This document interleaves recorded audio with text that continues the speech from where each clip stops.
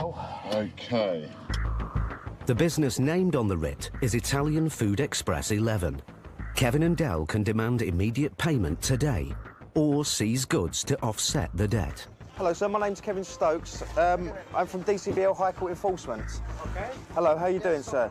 I need to speak to the owner, please. It's me. It's you. What's your name, sir? Antonio. Antonio? Negro. Basically, we're here with a High Court writ from a person called Gasper Principato. He's claiming that you owe him some money. I think it's something to do with the old company, which is not me. I took over since November. Okay. And what's your company called, sir? Gennaro Delicatessen Ltd. Okay. Do you have your lease agreement here? Yes, I do. Yeah, could I have a look, please? Thank you.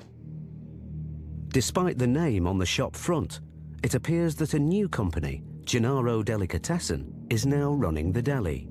But Kevin needs proof. The lease is on my name.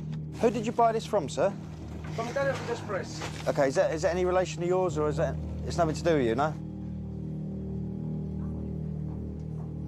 Sir, you said you have no affiliation with the last company that was here. Your name is Antonio Negro. Antonio Faja. Okay. You just told me Negro when I first got in here. Antonio Faja. You said Negro. Negro is my brother. I mean, it's my... You said Negro. You said Negro when we came in, which is a bit coincidental. And the director of the company Italian Food Express Limited is Antonio Negro. You've lied to me, haven't you? I'm sorry, I made a mistake. I don't think it is a mistake, sir. I think you're trying to throw me off the scent. After first claiming his surname was Negro, Antonio now says it's Faja, a name not connected to the company on the writ. Can I just call the person who is in charge, the director and everything, so you can talk to them? Yeah, can you just... Yeah, you told us you was in charge. I am the manager in here. People often try to put you off the scent when dealing with a business. The change of names, a different company being set up, particularly when you know it's the same people. With Antonio's story changing, Kevin suspects that the company named on the writ is actually still running the delicatessen. This one is... Can I have a just look at this? Yeah, of course. There we go. If you're a new company, why have you got Italian Food Express Limited? Bank details here. There's a lot of paper. We still got a lot of paper since November. Don't believe a word he's saying to me. He's just lied to me since the minute I walked in here. He's trying to throw me off the scent constantly. I'm sure now if I go through paperwork in there, I'm going to find everything to do with this company. If you told me you had no affiliation with any Italian Food 11, why on earth would you have that in here? That's quite a confidential document.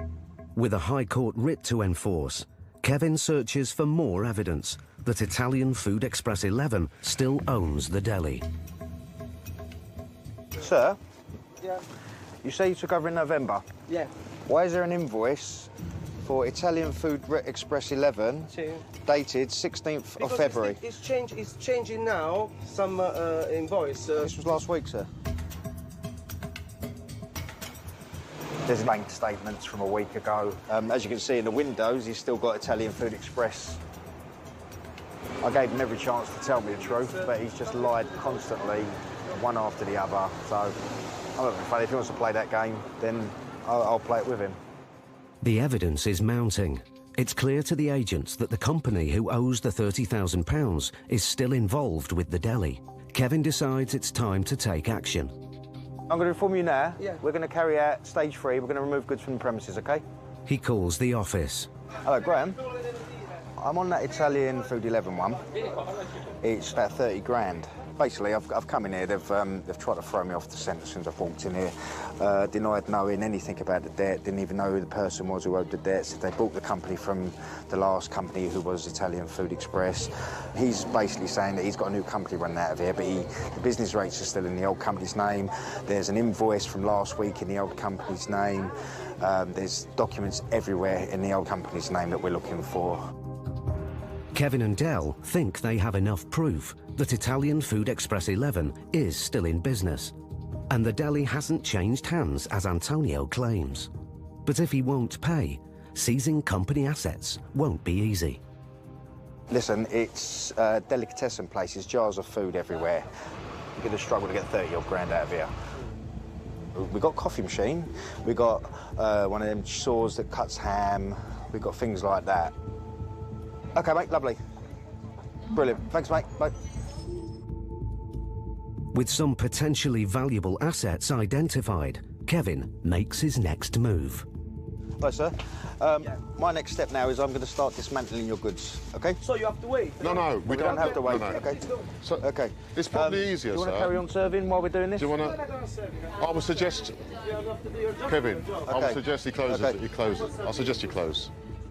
The agents are ramping up the pressure. But with Antonio still claiming that it's not his business that owes the money, will Kevin and Dell get the £30,000 they came for? Now, with the customers gone, Dell wants to find out more about the debt. What do you know about the money owing, sir? We don't know about this money. You don't know nothing about it? Faced with another denial, Kevin probes further. Dell, who's the client? Is, Is it that? yeah, Principal. Who's the secretary? This is my wife. So your wife is the claimant? Yes. Listen to me, sir. Yes. We've asked you what it's about, and you said you don't know. No, you asked me about the money. What is it about, sir? What is The it? money, we don't know. I don't know. What do you mean you don't know? Since I It's divorced, So Gaspar sí, is your wife's father? ex-wife. Your ex-wife's father? What's the money for? What's the money don't know. for? This is why you've changed the name of the company, though, isn't it? No, I didn't change the name of the company. I just was very stressed, and I was not able to carry on with the shop. Antonio's story has started to unravel. As he's admitted a family connection to the claimant, Gaspar Principato, the agents are now more skeptical than ever. But then another man arrives and makes an unexpected claim. We're closed, sir. We're closed. We're closed. Oh, you're I'm the director, him is my manager. Can I see some ID, sir?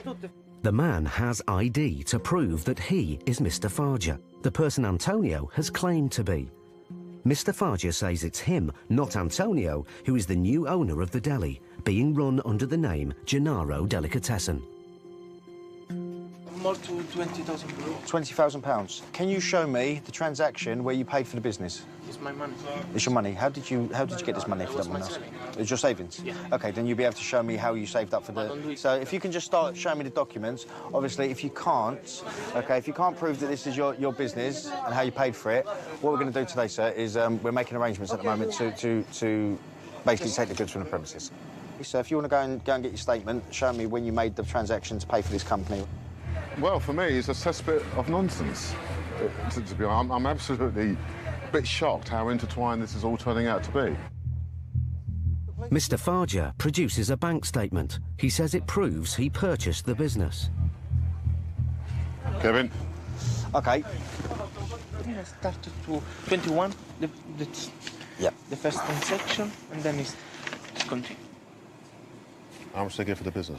Okay, 29,000. Oh, long short, it was 39,000. So it was the old company. You paid it to the old company. Paid that to the old company. Faced with this unusual set of events, Kevin calls the office again for advice. Hello, mate. Right, he's got bank statements showing in October he made several transactions amounting up to 29 grand. He made the transactions to Italian Food Express, which is the company that we're here for. So it's a transfer. Despite Antonio's clear link with the debt, Mr. Farger has produced hard evidence to prove that he is the new owner of the deli, so the agents can't pursue the debt. Once you've established that they've formed a new company, then all debts die with the old company, particularly if it's a limited company. So it makes it almost impossible to enforce because the law allows it. We realised there wasn't an awful lot we were going to be able to achieve, even though there was evidence of the old company having been traded there. Yeah, okay. I'm going to throw this one back. Thank you. Okay. We're satisfied, okay, with what we've seen. You showed me the lease, you showed me transactions where you've paid the money, okay? We're not going to take action here, we're going to walk out today, okay? Thank you for your time, okay? Thank you, yeah? Enjoy your day. Thank you, you too, sir. When people change their names and that so that you can't enforce, it's very frustrating. But what about the claimant? What if it was you who was owed that money? But the law enables him to do that. There was not a lot we could do there. I just wish I could have done more in there, but there is nothing more I can do. As much as it's paining me to do so, I have to smile and walk away from this. Thank you.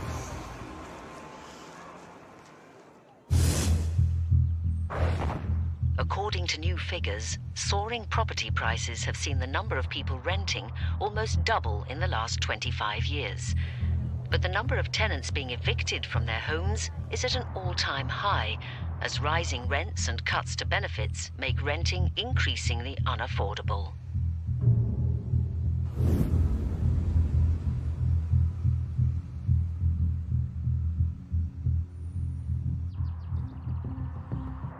Northwest London. Paul Bohill and Steve Pinner are on their way to evict a tenant whose letting agent claims she owes over £20,000 in unpaid rent. Leafy streets. These are £1 million homes, aren't they, in a place like this? Well, that's pushing it a bit. Is it? It's a repossession. It's a flat. The letting agent claims the tenant hasn't paid rent in over 18 months, and the agents have been instructed to evict her from the flat today. It's got to be the flats, isn't it, at the end, I would think.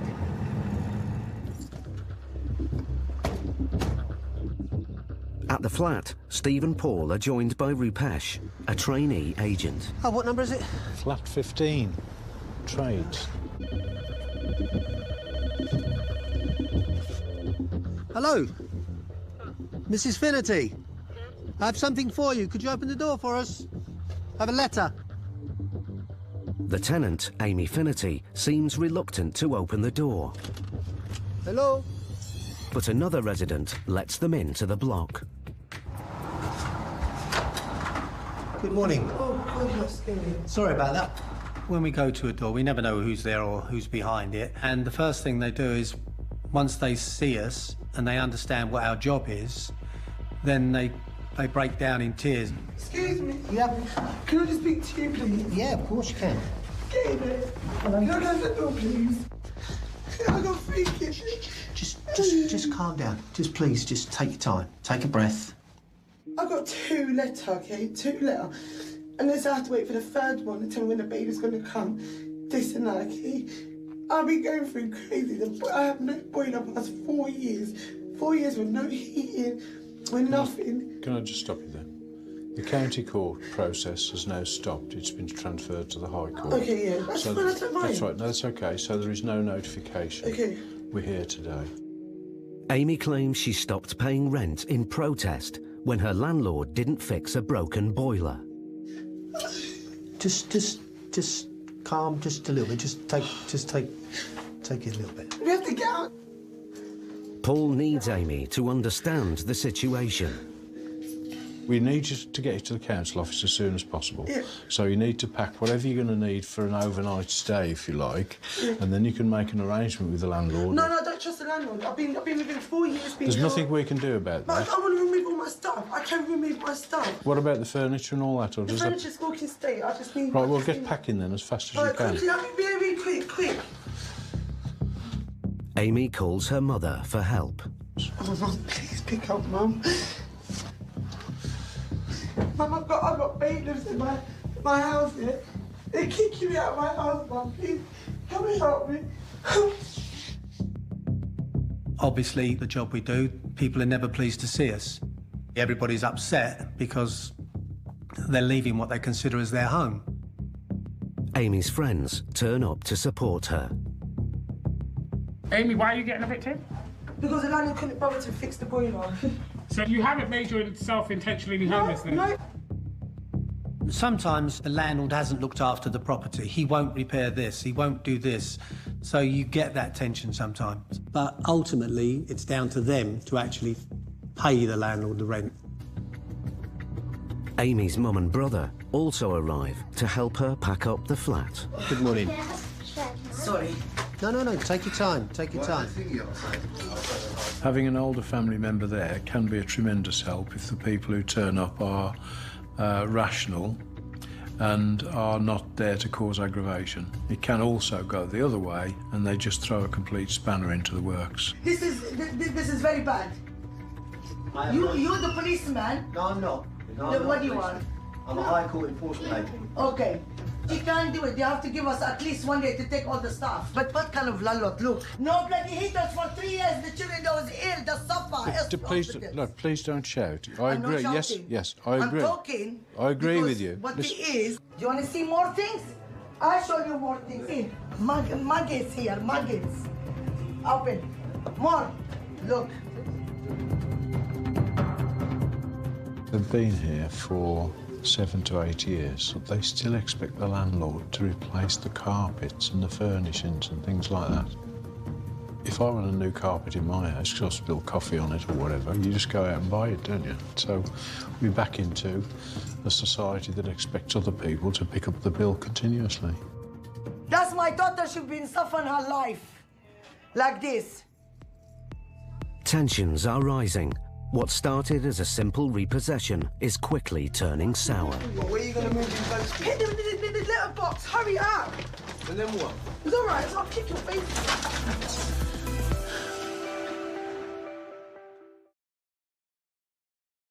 Now the family are nearly ready to leave, but Amy's mother is still upset. 3 years, he couldn't do nothing, the landlord. He wanted, you know what I mean, rent, and that's it. We told him the washing machine broken, he didn't do nothing. She stayed with our children with no clothes. Amy's hour to pack up and leave is almost up. Then the letting agent arrives at the flat. The landlord of this place? Not the landlord. So who are you? I'm the managing agent. Why not come in the original landlord to come in to see what he was doing? No, I understand you had an issue with the disrepair. 3 years with no central heaters. Of course, if you're in our place, you're gonna stop with the rates as well. You're gonna stop with the rent. And how much you pay my daughter? £800.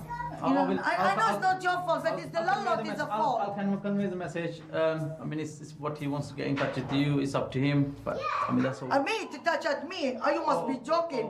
Oh. I don't want to touch it on me, this guy, what he done with my daughter, make her throw all her stuff outside. Come on, please. Amy's legally entitled to return to the flat to collect the rest of her belongings. But she wants to take everything now. But the landlord won't let me in the house. They won't let me in the house. I know you won't. They would. They have to. They have to. I thought it was out. Paul tries to reason with Amy. Listen, stop. Have you got the money to pay for a cab? Yes, I have. That's okay, that's all right. Don't panic, though, don't panic. All we're looking at is to achieve the fastest result, and I would rather make friends than enemies. So if you look at our further mantra, if you like, it's better to make a friend than an enemy, and we do that. Before you go, can I give you... That's my card. Okay. So if there's any issues that follow on from this, if the landlord doesn't cooperate, or if there's any advice you think you need... Okay. There might be things that happen that you just need a few words of advice. Okay, thank you so much. No, that's okay. You've been so kind. That's okay. Paul's years of experience have calmed the situation, but they still need to get the family to leave. Amy, give me black bags. What else needs to come out? The bags as well. I don't know how we're going to take it. Well, look, we've taken photographs of it here. Okay. The landlord's got to give you access to it. At least we can get some You've got my phone number. All right, thank you. It's just that we need to go. We've got misery to spread elsewhere. Okay. We've got more people to upset. Thank you. An hour and a half after the agents arrived, the whole family are finally leaving. Amy, just stop crying, right? Amy and her children are now homeless. I have to take her to council today, really, because I've got no place. I've got only 3 bedrooms. It's one for me, and one for my son, one for my daughter. And then where I'm gonna keep her? The dining room, her stuff is gonna be in my dining room. If you'd like to be outside. All right, thank you. It's nice to have met you. Thank you so I'm much. sorry Nice about to the meet you. circumstances. No problem. Nice to meet you anyway, and thank you so much for your help. New research suggests Britain's debt crisis is affecting people of all ages. A leading charity reports that a quarter of over 65s are now struggling financially.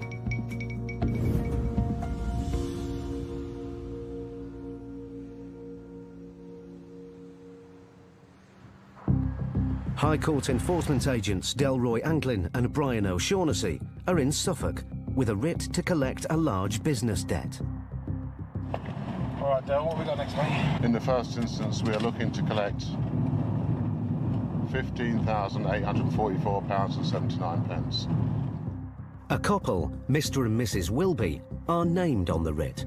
They bought a car exhaust business from the claimant, Mr. Skinner, 4 years ago, but they've still not paid the full price agreed for the business. What's the interest on this? £3,334. Quite a large amount, this one, fella.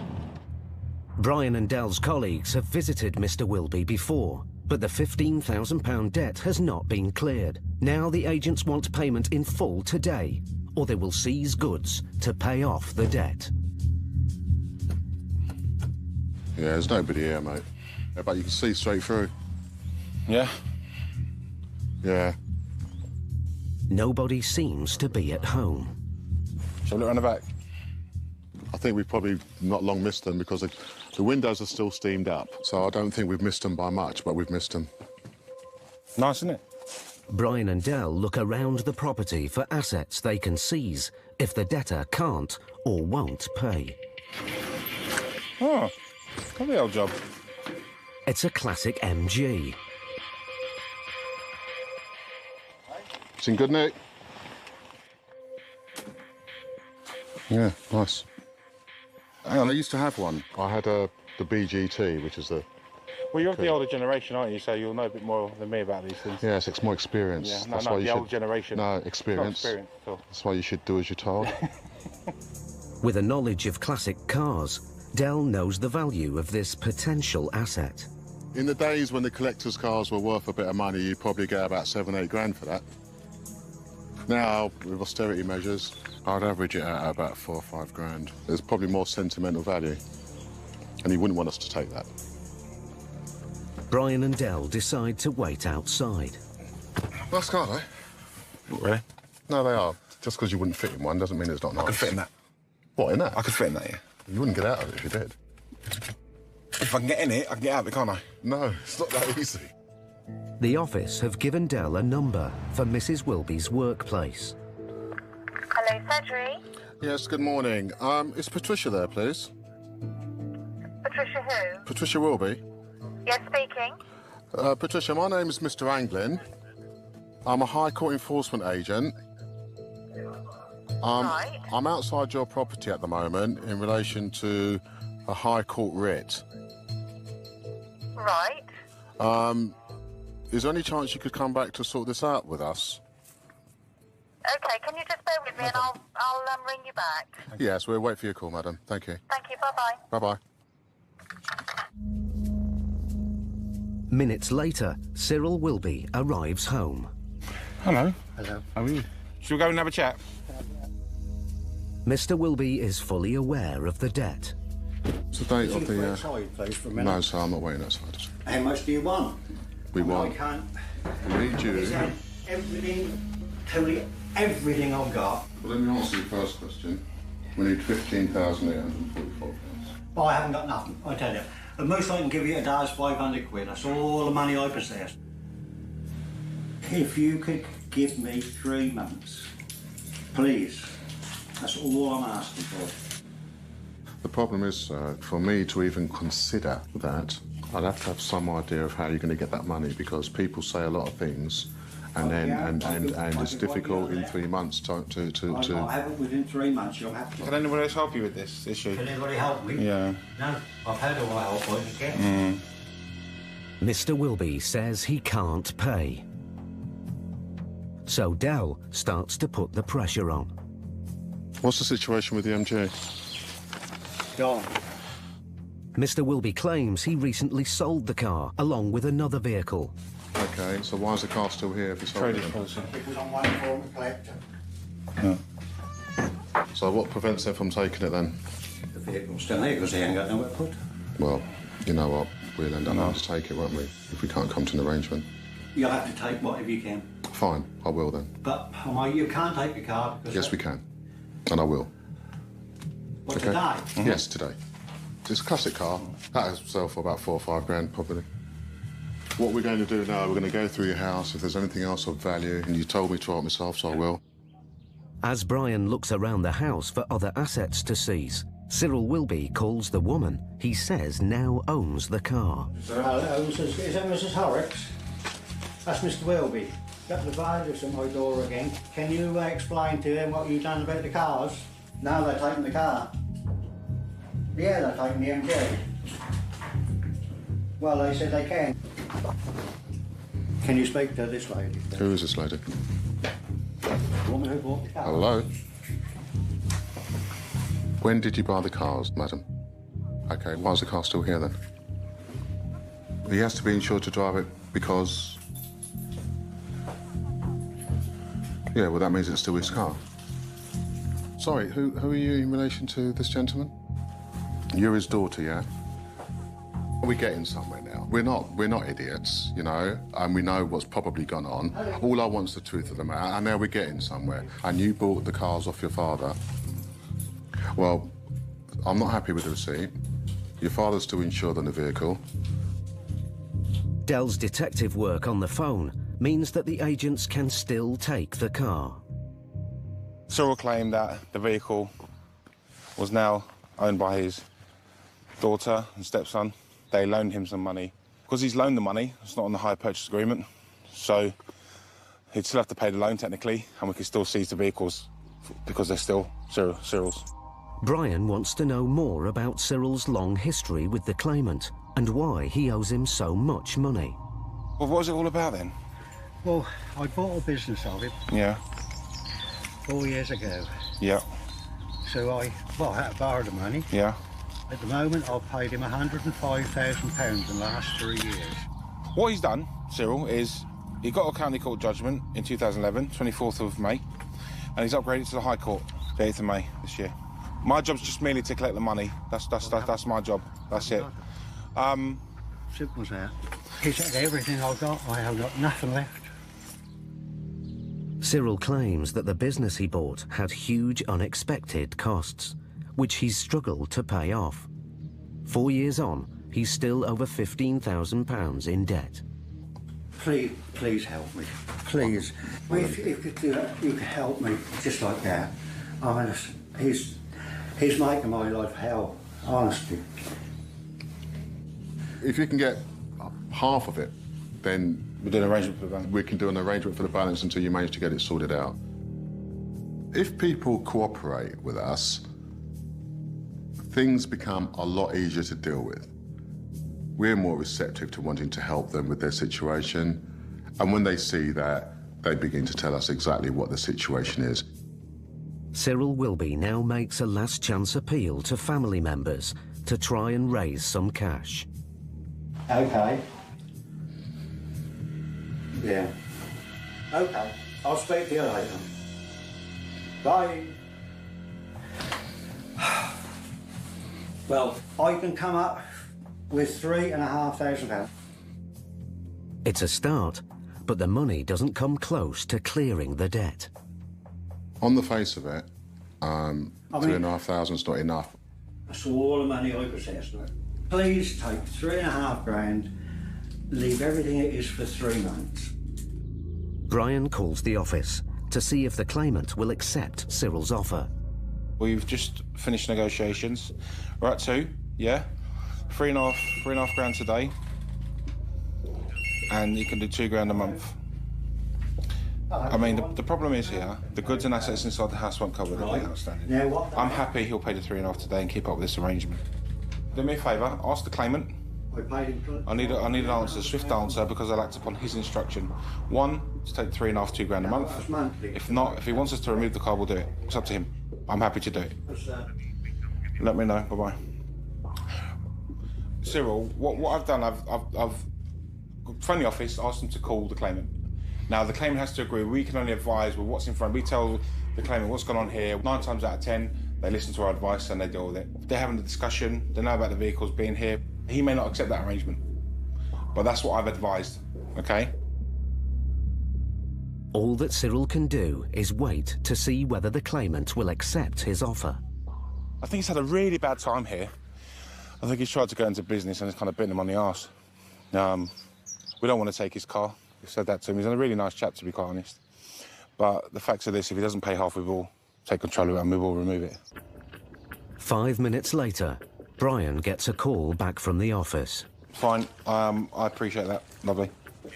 OK. Yeah, well, that's what we're trying to prevent. OK, and he gets his money. OK, all right, leave it to me. That's great. OK. Cheers, bye. Cyril? Accepted it. All right, they've listened to us and they're happy to do it. All right, I'm happier. Yeah? Everything stays there. We had a call back? Yeah, go for it. Yeah? The claimant has accepted the proposal, and Cyril can keep his cars, for now. So basically what this is what's called a controlled goods agreement. What this means is an agreement to you and I, High Court, that the cars are left in your possession. You can use them as you wish, but until the debt's paid, they're in the High Court's possession. You must remember, if you default... Yes. The car... They're going, both of them. Go. They will go. And your debt will be cleared then, with them both cars and... Yeah, but I'll work bloody hard for that. I know you did. And that's why we've done it, Cyril, all right? Thank you very much. But you could see he was under a lot of stress. But he's OK. This is a good result for him. Dare I say that, if there's such a thing. Brian and Dell's persistence has paid off.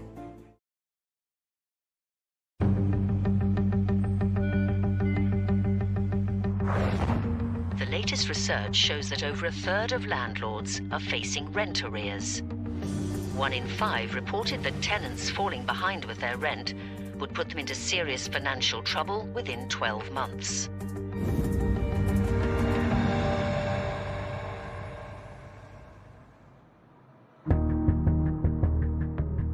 Paul Bohill and Steve Pinner are in Cambridgeshire with a writ to evict tenants who owe £7,000 in rent arrears.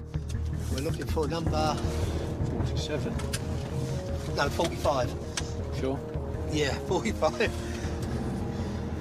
19. What's it there? That's it there. Don't pick guns. Well, the car's got a flat tyre. The Polish tenants who live here haven't paid rent for nearly 2 years. As a result, the landlord has had to put the house on the market to cover his losses. But he can't sell with the non-paying tenants inside. The curtain's moved, so somebody's obviously opened the door upstairs. The landlord has decided not to chase the rent arrears. He just wants the tenants out today.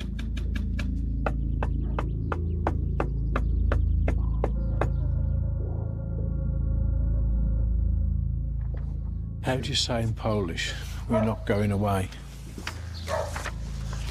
You please open the door. If you don't, within the next 2 minutes, we will break it down. Finally, somebody answers the door. Hello.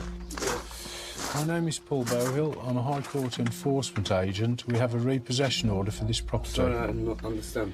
OK, is there somebody in the house who speaks English? OK, you have to go. You have to leave. We have a High Court order to evict you. Thank you. What is this? It's a High Court order which gives us the authority to take possession of the premises.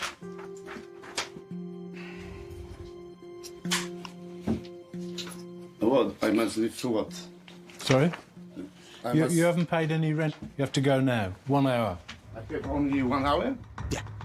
You don't have to take everything, OK? Yeah. You need to take clothing for a few days, identification, any medication, phone charges, things you need for a few days, and then you can make an arrangement to come back and collect everything else. So concentrate on what you need for a few days. 3 days? 2-3 days, yeah. Okie dokie. When I back tomorrow, it take this, yeah? That's right. You have to speak to the landlord to make an arrangement to come back. The tenant, Tomas, goes to tell his wife they must pack immediately. Przyjechali, kurwa, stoją na dole, kurwa. Powiedzieli, że kurwa, jeżeli nie otworzę, to wypierdolą drzwi. It's clear that he has understood everything. How many people in the house? Just 2 or 4? 3. Oh, 3. Okay. Did you tell the other person? They have to go? Oh, okay. The family have lived here for 4 years. You're evicting Oh, no. cat and 4 kittens. What? Just don't let the cat out the bag or the house. As the tenants get ready to leave, the landlord, Colin, arrives. I've just come all the way from Milton Keynes, but I've had to bring my wife with me because she had a seizure last night. Oh, God. Cut a long story short, 2 years ago my wife had a horse accident. She was worse than Schumacher, so she's got brain injury and I've had to bring her with me. Colin and his wife, Di, bought the house as an investment using her pension funds. But just over 2 years ago, it became their only source of income. I lost my job, obviously, because of my head injury, and because I started having seizures, he lost his job because he was having to be home with me. You're in this situation with no money. At least the rent that you would have paid would have put food in our mouths. So I sent them a letter saying, look, you know, we want to resolve this. You know, I've been ill, please resolve this. Here's our email address if you can't ring. And they've never contacted us. You know, we hear the stories every single day, and there's always a turn, a twist, whatever it might be. All of these landlords are not the rich individuals that people assume them to be. They're ordinary working people who've taken on a buy-to-let property, but they're actually using it to make a living. So if the actual cash flow dries up, their living is stopped dead. How much is the rent a month? $5.50. That's nothing. We've never put it up in 4 years. Really sorry, but within the hour they'll be gone. You'll have the keys. The hour is nearly up, but the tenants aren't ready to leave.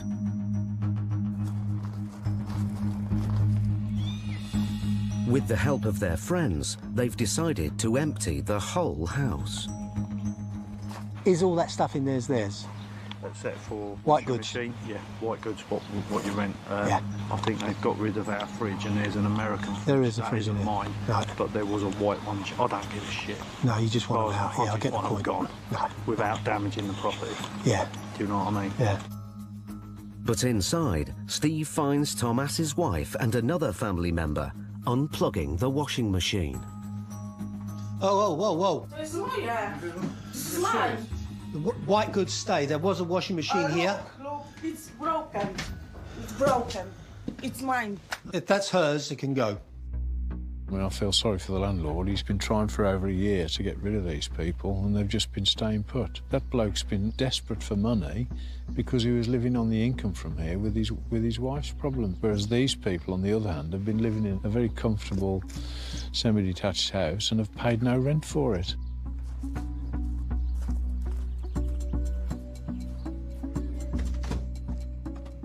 You nearly done? Yes. Huh? OK, 5 minutes. Like that. 1 hour and 5 minutes after the agents arrived, and most of the contents of the house are on the street. OK. Just locking up the back doors, making sure everything's switched.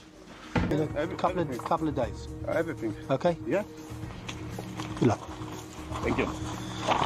Well, I'm glad we've been able to draw a conclusion, and it's all done. They're out, so happy days.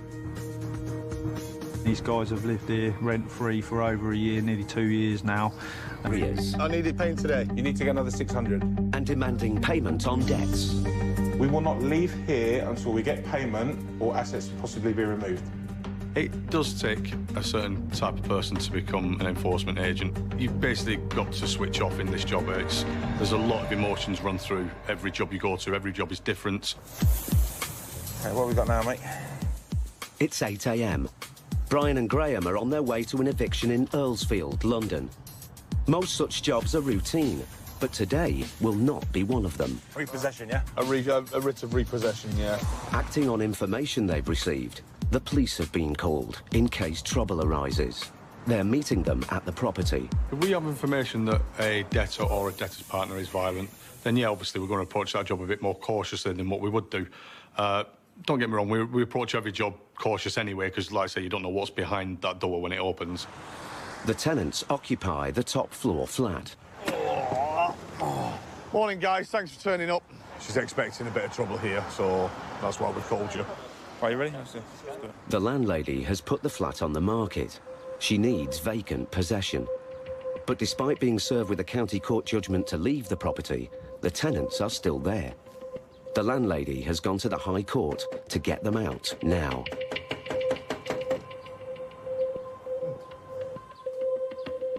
Hello?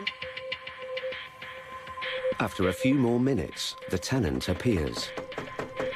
Oh, hello, my love. Here we go. Great. Hello.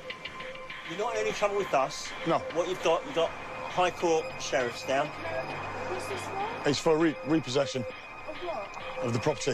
I've not had no letters to say there's any sort of repossession. Okay, well, we've got that's not my issue or our issue. Our issue is to satisfy the High Court writ, and we have to repossess the property. So what happens to me now? But basically, you have to leave the property. Right now? Right now. Why don't I have warned for this? I'm trying to get my daughter ready for school. Listen, I appreciate it's hard work. The hardest part of the job is when children are involved. Obviously, if children there, you've got to be more understanding, show them a bit more empathy, and obviously give them the time they need, especially if you're going there for a possession. I mean, you're actually going there to take somebody's house away from them. After waiting a few minutes, the tenants still haven't come to the door. Something open, mate. I don't think so either. Let's just get in there and knock on the door. Brian is losing patience and asks the locksmith to break in. Hello, mate. Can you get us through the first door, if you can? Let me go in first and have a chat. Let me have a chat with her, you know what I mean? Yeah, that's fine, mate. Just take one of the officers with you. And if they both want to go with you, that's fine. Lovely. Here you go. Wait. Thank you, sir. But there's still no one at the door. The tenant's boyfriend now appears at an upper window. Come down to listen. Hear me out, mate. My guy's downstairs, Graham. He'll come up and sit down and talk to you and explain what's going on. He'll advise you what to do and how to help you. All right? We don't. No, now. It's got to be now. Let my colleagues in. In 5 minutes, I'm going to use the locksmith and I'm going to come in. So it's entirely up to you. All right. Finally, 10 minutes after their arrival, the door opens. Hello, sir. How are you? You're all right. Yeah? Yes. Come on, let me come and explain stuff to you. Everyone's a bit upset about No, listen, I appreciate that. that. No one's told us nothing. We're friends with the owner. Right. Really good friends. We're up to date with our rent, everything. We ain't out of date with rent, nothing. We pay our rent on time. Everything is bang on. Graham and Brian now have legal possession. But the tenants are angry that the landlady hasn't warned them that they were about to be forcibly evicted. She's my friend. She said I've got 8 weeks. Guys, let me make it clear, yeah? Regarding the 8 weeks, I understand and respect what you're saying there. People have the opportunity to upgrade the court. Judgment. Hang on. Shut up! Hang on, let's... You don't know what's going on, I do. I've written back to the court. I've asked them for an extra 42 days on the advice from the council. Okay. So how can this happen on the 10th of June and then today you've come here? There's always two sides to a story, yeah? I can call it Hang on, no, stop, listen, hang on, listen to what I'm saying. This has happened. Listen, today, I will take possession of this property. I want all the stuff with me, I want my deposit and I want my rent in advance. Well, you can take up your issues through a solicitor or whatever you want to do afterwards. No matter how annoyed the tenants are, Brian and Graham want them out as quickly and peacefully as possible. I'll give you to 10 o'clock. Yeah. It's 20 past 8, yeah? 8 now. Yeah. All right? Fair enough. Despite the agent's expectation of trouble, the boyfriend is being cooperative. I think we're going to leave. We'll aim to come back at 10, but let us know if you don't need us. No problem at all. I will do. Thank you very much for your help today. Cheers, guys. The family have just 90 minutes to leave. Upset, the tenant rings the landlady. Absolute 8 weeks. Remember, I spoke to you 2 days ago. Hold on a minute. No, I said to you 3 days She's going to go. Do you want to leave in a month and then go through it? And you went, do you know what, babe? Let me talk to you later. And you went, I haven't. You went through. No, that's it. Let me give the landlady a call, yeah?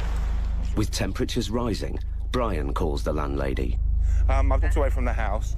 I think her main issue here is 2 things. One, she keeps splatting out that you're her friend and it shouldn't be happening.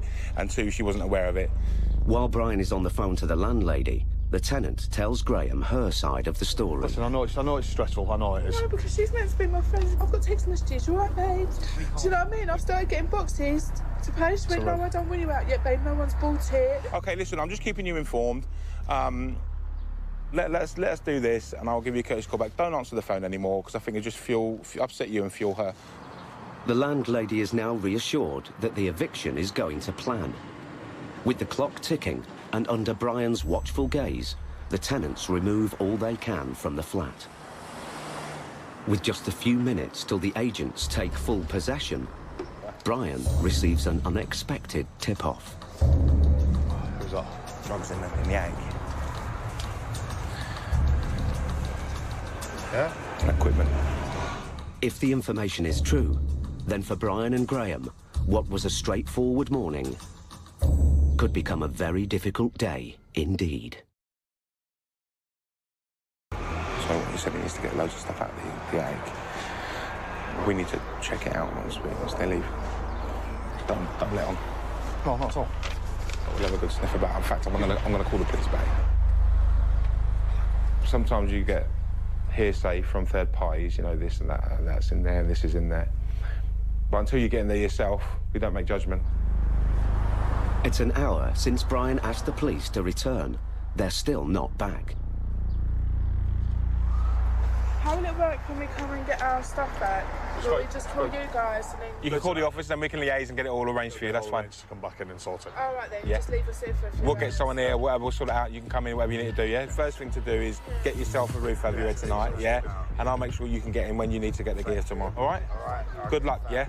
I hope everything goes well for you, OK? Good luck, God bless. All right, take care. All right, fella. There's now no one left in the flat, and there's a strange smell in the air. Oh, mate.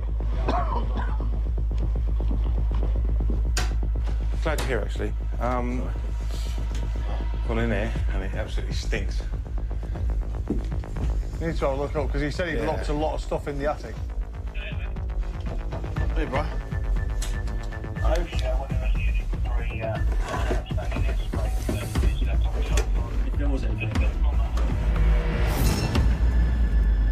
No, I mean, is there anything actually in there? Not really, mate, no. Fine, we'll leave it open. With the attic clear, Brian and Graham search the rest of the flat and find nothing. It might be. Might have had a joint. Might have had a joint before they went. Might be right. Well, no, thanks for coming back, checking. That's it, we're done, that's it, yeah? All right, boys. See you later, guys. Thanks a lot. God bless. Where? Could smell it initially, it was really strong. Yeah. You didn't see anything in the loft, no? Nope. Brian and Graham continue taking an inventory, but remain suspicious. Main bedroom done. I think the smell's in here more than anywhere, Brian. What, in the bedroom? Yeah.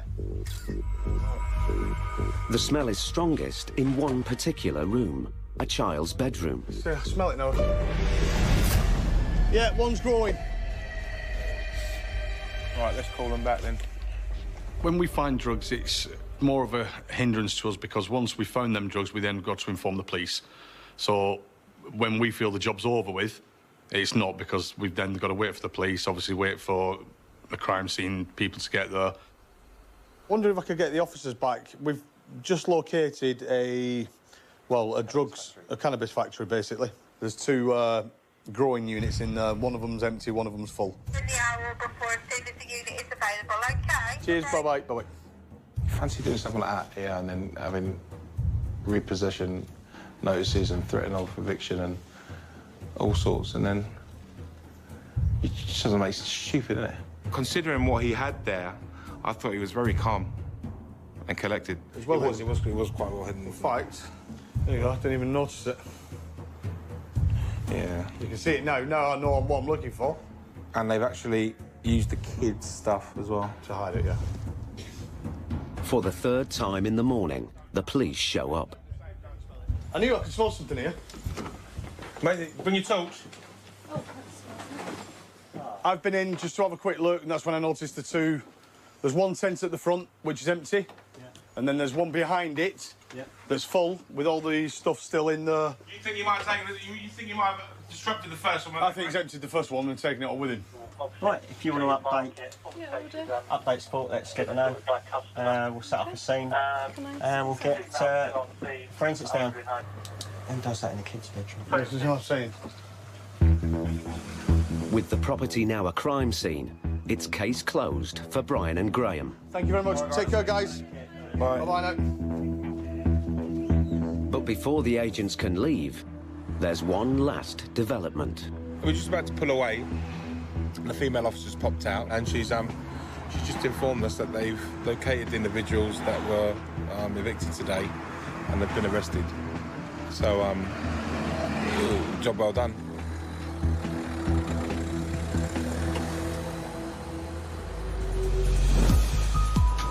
There has been a massive rise in the number of people applying to councils for help after being made homeless.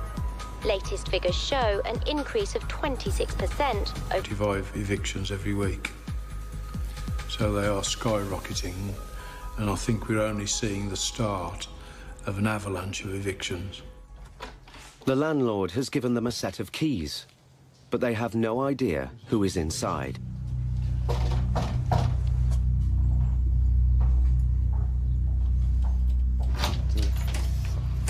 Hello? Is there anybody in? Hello? Hello? Hello? Is Mum and Dad here? Can you ring her on the phone? Hello? What's your name? Oh, how old are you? 6. We turn up there, we're wearing bulletproof vests, we're obviously authority figures, and children do get frightened. Is Mum at work or is she out shopping? I don't know. I was sleeping. Were you? We do actually make an effort to befriend the children just in the first few minutes there. Can I speak to her? Police are here. He wants to speak to you. Hello? Hello? Yeah. My name is Paul Bowhill. I'm a High Court enforcement officer. We have a repossession order for this flat. Are you able to come back quite quickly? All right, Mum's coming back. We'll wait outside. OK, then. Thank you. Yeah, that's fine. I'll leave this one on the side. We'll just wait out here. Interesting one. Leave the 2 young children in the house unattended.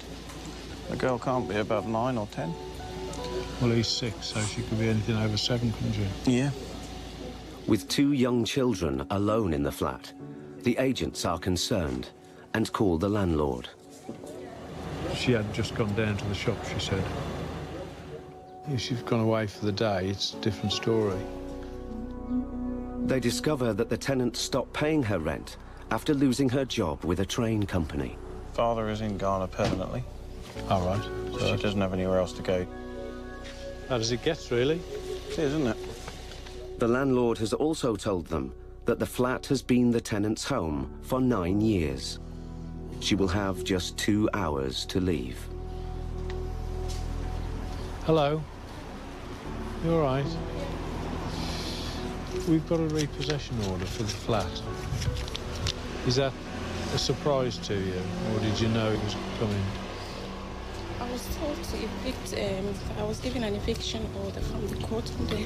About 3 weeks for the ago. 15th. Yeah. To leave here for the 15th. Yeah. But we have nowhere to go, so I stayed. Okay. Your husband or your partner's gone back to Ghana, has he? Okay. Is he likely to come back? Okay.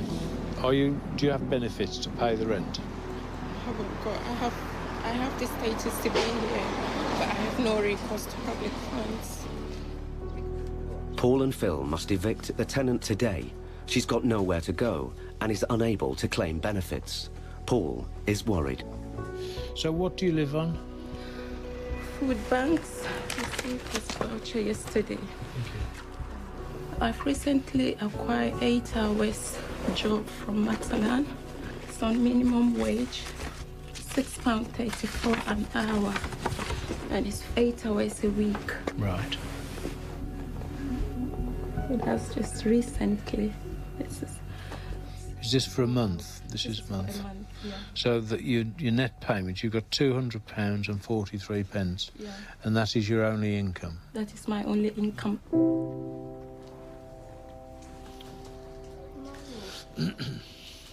Do you have a social worker? I do have a social worker, yes. Have you got a phone number for her? The tenant has already asked social services for help, but she has been turned down. Thank you. This assessment maintains are not children in need for the purposes of the Children's Act, and that the family is not destitute. The outcome of this decision is that Hackney do not agree to provide support to your children as the matter stands. You have also advised me that you've recently obtained part-time employment. You explain that you are offered 8 hours a week to be paid a minimum wage. Hackney are likely to view even this extremely modest income as further evidence that you have the means to support your children.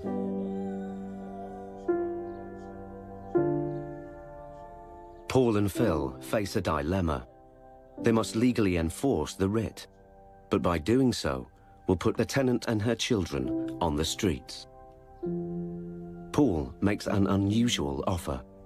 Well, we've got a contingency fund, so I'll give you some money today to last you a couple of days so that we can resolve this situation. All right, it's not a gift, it's just that we allow for things like this to happen. So where we need a little bit of time to change things, we'll make it happen. For the vast majority of families who get evicted, there's a system in place to prevent them ending up on the street. But Paul is increasingly concerned that the tenant and her children may fall through the net. He calls the council's housing solicitor. Every day we go and benefits claimants are claiming thousands of pounds and not paying the rent and so on. And I've walked into a situation here today which surprises and completely mystifies me. It's a really unusual circumstances for me, because I'm not moved or touched by anything like this. And I'm not emotional about it. But if she's not entitled to benefits, do we just allow her and her children to wander the street and starve? Exactly. So there's got to be some sort of fallback system. Send me a text and I'll ring you back. I need to know everything that's going on. The tenant must now plead her case at the council offices. If they refuse help, she and her family will be on the streets.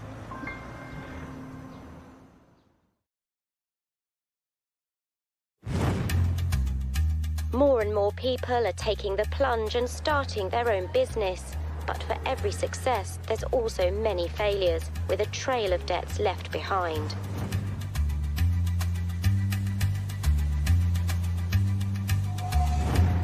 High Court enforcement agents Brian O'Shaughnessy and Graham Aldred are back on the road. What have we got next? Commercial rent. They're on, but have fallen behind with the rent. The agents have the power to seize stock and equipment if the tenants cannot pay today. Hello. Hi. How are you? I'm okay. Hi, my name is Mr. O'Shaughnessy. I need to speak to Mrs. Monica. Are you Monica? Yes. Hi, Monica.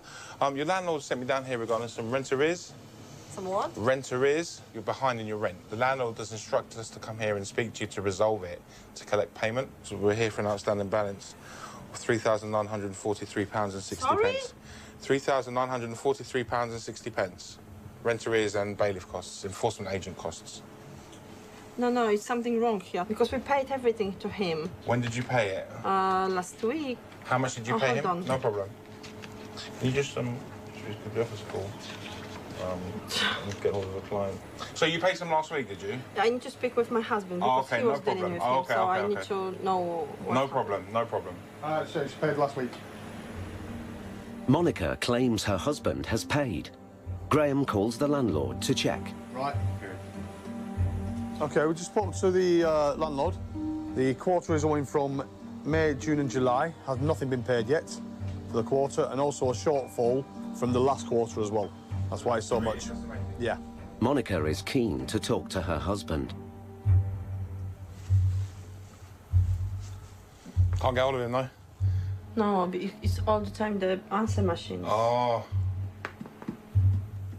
Have you got means to pay it with a company debit card or anything like that? It has to be paid. Yeah, but I don't. That's why I'm calling to him. Right. Okay. Okay. He can just help you out. Okay. If Monica can't pay, Brian and Graham can seize goods to the value of the debt. They start an inventory. The manufacturer. Serial number, yeah? Yeah. 0903. Yeah. 105. Yeah. 92. CAS. Yeah. Yeah. 09104. Yeah. 1360. After an hour of trying, Monica finally reaches her husband on the phone. Ja cię proszę, masz tu w tej chwili przyjechać. Natychmiast masz tu przyjechać. Chyba ci napisałam SMS-y, nie widziałeś? When we state that a possible outcome would be a removal of goods, it's never an empty threat. It's a strong possibility. It's not something we take lightly, but it's something that they need to understand. How long? Do you know how long he'll be? He's running from Margate, driving. How far is that? I don't know. 10 minutes. Fine, no problem. Okay, fine. No problem at all. Thank you. 10 minutes pass. Monica's husband hasn't arrived. Brian issues a final deadline. We'll give another 10 minutes. If he's not here in 10 minutes, we have to up it to sale and disposal. It's just that we can't be here all day, that's all. Masz tu przyjechać, rozumiesz? Nie słyszę, żebyś jechał. And now, Monica has another problem. What's wrong with her? She finished school. What time? How much? £706 plus VAT.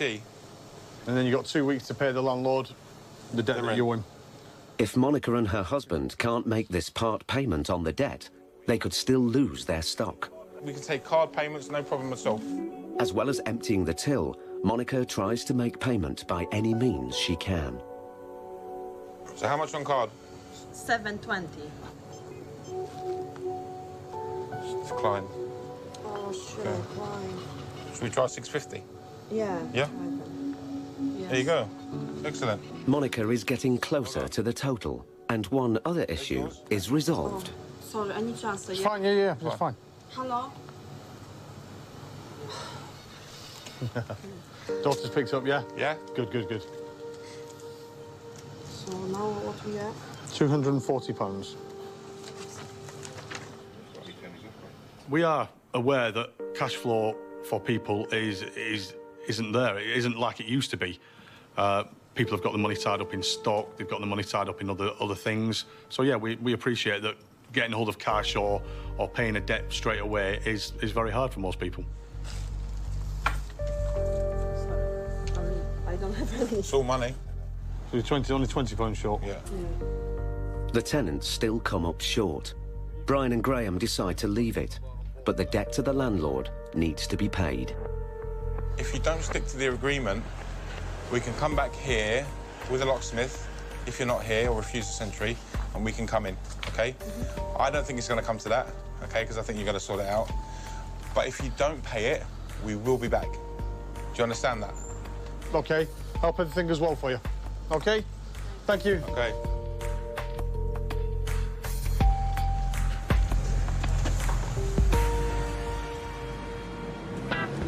Latest government figures reveal that between... Actually been there once before. There was nobody home, left a letter, no reply. After that, he went back to court and offered to pay £1 a week, which is... That's just an insult. Yeah, basically. You are now entering Slough. No car, no windows open, blinds are down.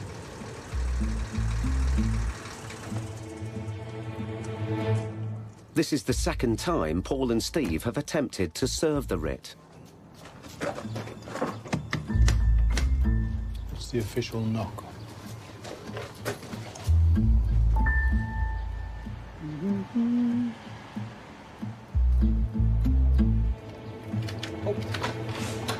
Hello, sir. Mr. Wright. Yes. We have a High Court warrant here. High Court warrant? Yep. Right. Would you like to pay the money now? Not at all. No, not at all. Any reason for that? I didn't know anything about it. You've been to court. You Yes. made an offer to pay £1 a week, which wasn't accepted. Right, okay. So to say that you don't know anything about it is probably stretching reality. Well, I don't know anything about you're calling today. No, So we don't give any that's warning. I can deal with the matter. That's not a problem. We'd like you to deal with it now. I'm sure you would, but I'm afraid that I'm not going to be giving her a penny of my money. The High Court has ruled that the plaintiff, Rebecca Sadler, is owed £1,800 for some market research work she and her mother did for the defendant, Mr. Wright. It's a decision that is bitterly disputed. She was contracted to do some work for me on a commission-only basis, and she was disappointed she didn't earn any commission, so she decided to take me to court for non-payment and sent me spurious invoices. She's just trying her luck, and it's as simple as that. Rebecca Sadler has a different view. I think the first week we should have got nearly £300, and he paid 60, and then that went on for 6 weeks before I said, if it's not all paid, we'll take him to court. Their writ empowers Paul and Steve to collect the money or seize assets. We have the authority to enter the property now and to remove goods to the value.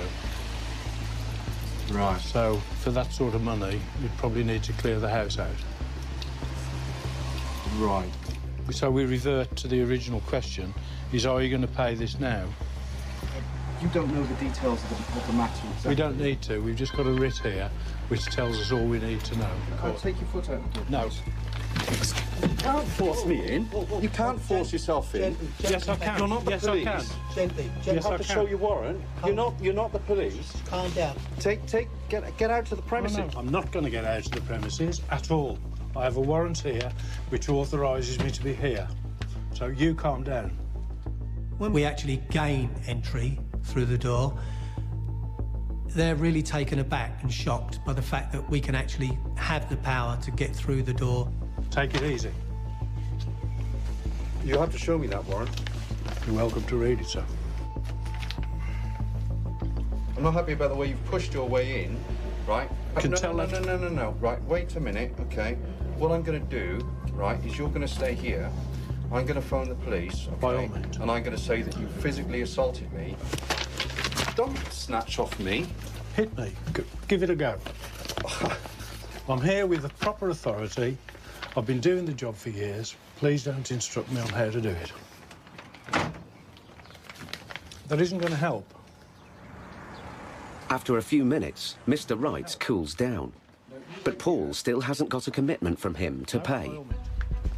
We still need to address the fact that this money needs to be paid. That's another matter. That's a matter. But the court has decided. And the warrant has been issued. So you're now going to argue about something that's gone as far as the High Court. Mr. Wright refuses point blank to pay. Under normal circumstances, the agents would now seize his assets. But in this case, that may be tricky. You say that this house belongs to somebody else. Could you get them to come here? They won't be here till this evening. Well, I'm sorry, we won't be prepared to wait that long. To prevent the agents starting to remove goods, Mr. Wright needs to prove the house and its contents are not his. A few minutes later, Paul receives a call. Yeah, my name is Paul Bowhill. Who am I speaking to, please? It's the owner of the house. OK, and do you own everything that's in here? And if needs be, we can get you to sign a document to that effect in due course. OK, that's all I wanted. Thank you very much. Take care, bye.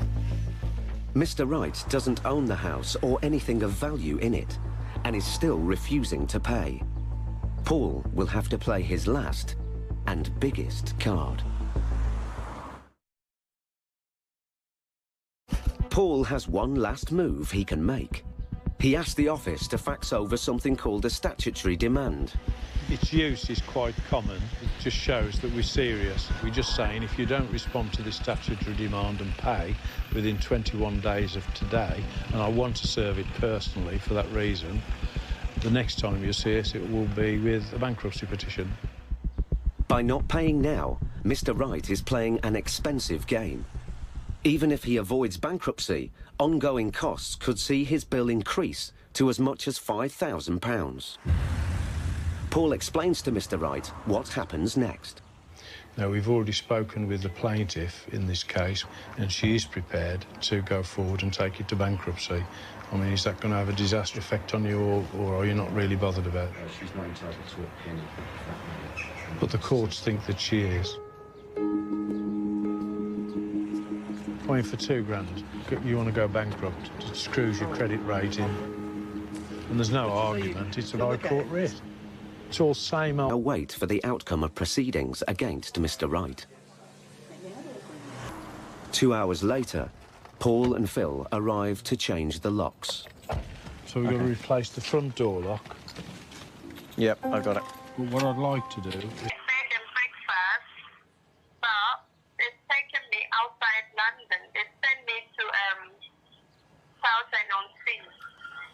Southend-on-Sea? Yes. And how are you going to get there? They've given me one-way ticket. It means that I can't work. And how do I support myself? Crazy. How long are you likely to be there? I don't know. I think the councils are completely and utterly overwhelmed by the scale of the problem, and they're moving people into emergency accommodation 30 to 40 miles away. Sorry, you heard that conversation? I did. It goes from bad to worse. Absolutely. They've sent that girl to Southend with a one-way ticket, no money, into emergency accommodation. And that's where they'll forget her.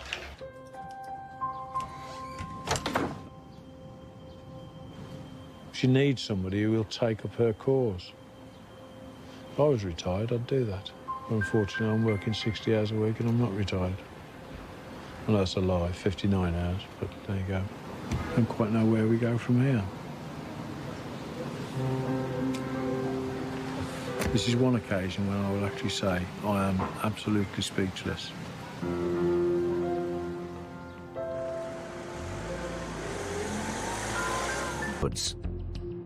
Today, they're on their way to a dog kennel business in Crewe, Cheshire, to recover a debt of over £3,000 owed to a supplier.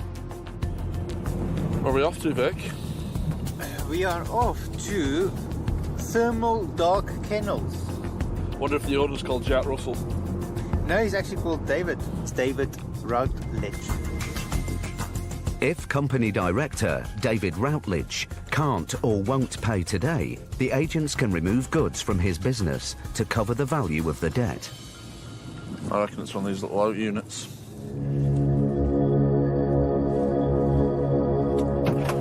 Thermal Dog Kennels.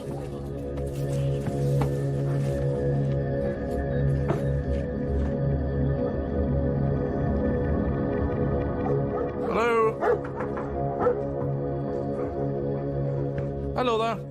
We're after Mr. David Routledge. I'm a High Court Enforcement Agent. I need to speak to Mr. Routledge. Is that yourself? I'm one of the Routledges. Which one do you want? David. Which one? There's two of them. Right, okay. Director of the company. Director of Thermal Dog Kennels. He's not here. Right, okay. Are you able to get him on the phone? No. We're High Court Enforcement Agents. We're here to take control of goods. What goods? The goods that are in the premises at the moment. Thermal Dog Kennels. I haven't got any goods. Right, okay. Yeah. Well, you'd need to get him on the phone. What's Thermal Dog Kennels supposed to owe? Well, the total amount at the moment, so you need to get Mr. Routledge on the phone. No, I can't. It's not No, okay, that's fine. Can you start doing an inventory of goods? This Mr. Routledge claims he isn't the David Routledge, director of the debtor company they're looking for. You need to start cooperating with us, sir. Now, come on, gentlemen. No, carry on doing what we're doing, sir. You are right. You're leaving this premises. No, we're not. Please. Excuse me. Yeah, I'm not trespassing at all. I'm not. No, please don't touch me. Don't touch me. I'll touch you. I'll do more than touch you. I don't care who you are or what you're doing. There is nothing here of Thermal Dog Kennels. If you look at the record... Can you stand back, please, sir? No, I will Can you not stand back. Will you leave our premises? I'm not going anywhere, sir. You're not going our premises? Right. Right, come on. Let's see who can saw through first. Mr. Routledge, the on company's house is still active, sir, and it's ready. Can you stop leaning on me, Yes. please, sir? No, I won't. We leave these premises. Move this man out Yeah, of the no, way. it's fine. You can talk to me, sir. For a start, High Court Enforcement is nothing but a company. You're not a High Court. I want to What, see. sorry, sir? I want to see your bailiff certificate for a start. No problem at all, sir. Come on, let me see it. There you go, And then sir. I want to see the writ under the authority to come into. Who are you, sir? Who am I? Who are you? I'm me. Yeah, exactly. Yes. So I'm not showing you anything, sir. Right, and I'm not. Okay. And I'm telling you to leave. And I'm not these going premises. anywhere until you cooperate with us. Well, I don't have to cooperate with you. Exactly, sir. I've told you that Okay, these are so the what I'll premises. do is I'll continue doing my job You will you? until you start cooperating with us, sir. I'm not cooperating Okay. with you because you're. Okay. Don't touch me again. I won't more Do than not touch me you. again. I find I'll have you aggressive. arrested. I'll Have find me you arrested. Go on. Okay? I'm a 72-year-old gentleman You're with a acting. heart complaint. And do you think the police are going to be very interested in me when they see a big burly thug like you Well, threatening can I me? not spit in my face, sir, please? Yes. It's nothing to what else will be in your face. You carry on. Sometimes when you work in pairs, one person gets more abuse than the other. We get it every day, every single day. And it doesn't bother us. I don't go home crying at night because someone says they don't like me. I move on to the next job and get over it. Why are you being like this, sir? Why am I like this? Why are you being like Because this, sir? it's quite clearly there are notices all over the place. I tell you, this has nothing to do with thermal dog Well, kennels. you need to work with us then, sir. Mr. Routledge claims that Thermal Dog Kennels is not based at the address and is nothing to do with him. We have hundreds of companies that have got registered office here. I find your whole attitude aggressive and unimportant. I'm sorry, sir. Haven't you just tried to push me out the building? Yes, I'm in my personal space, sir. Come on, I want you to have me arrested. I want you to charge me. Come on. Do you mind Come getting on, away big man. Come on, big man. Come on. You can't, can you? Because you're a living little yellow twat. You can tell signs of when people are going to be aggressive just by the way that the body language is, by the way that they get into your personal space immediately. And you've got to think one step ahead of trying to get this message clearly to them that regardless what behaviour is going to happen, we're going to be doing the job, we're going to be executing the writ. Just step aside, I'll have a conversation with you. All right? Yes. Let's start from the beginning. I'm quite happy to show you a series of events which will show there's lots of companies with registered addresses here. Right. Yes, but that man was at his premises. That's fine, Now, sir. You can deal with me. You yes, can deal with yes, me. I think Oh, you're you quite can. reasonable. We can go in the back and in your office. With the situation escalating, Stuart talks to the police. Have him out of the place. As we've gone to do an inventory of goods, he's becoming very aggressive, trying to throw us out the building. So we're here to continue our job regardless of the situation. Vic takes Mr. Routledge aside to try and find out more about the company that owes the money. Is David, is he your son? Yes. Okay. So I'm David Senior. Right, both. Okay, that's fine. Were they trading from here at some point before? Yes. It's ceased trading probably 2 years ago. But it filed accounts at company's house, but it has no assets at all. It's just a trading company. Just as Vic seems to be making progress, Stuart's arrival changes Mr. Routledge's attitude. Why is he still on the premises? I'm not going anywhere, sir. Another man arrives in the office. Jonathan, this man's totally intimidated me, and he's threatened me. Have I threatened you, sir? Yes, I think you need to calm down, sir. That he is a disabled person with a serious heart condition, and that your threats here can What threats? actually invoke into a heart attack. What threats are that, sir? By simply led by your intimidation, by the Yes, sound you of are it. intimidated. I'm here to do my job, sir. Yes, you're not. If you want to You're cooperate, intimidating. if you want to cooperate, sir, Look, I told you, cooperate. right, you are intimidating. I don't have to cooperate with you. That attitude, sir, is getting you through here. Right, ignore what I'm saying then, sir. Ignore what I'm saying, sir. Would you please get this man out? I'm not going anywhere, sir, so you can deal with it. You're not going to get anywhere. I'm not going are you? anywhere, sir. Right, we'll see about that. Out. No, Mr. No, get out, Calm Stuart. down, sir. Calm down. Get him out.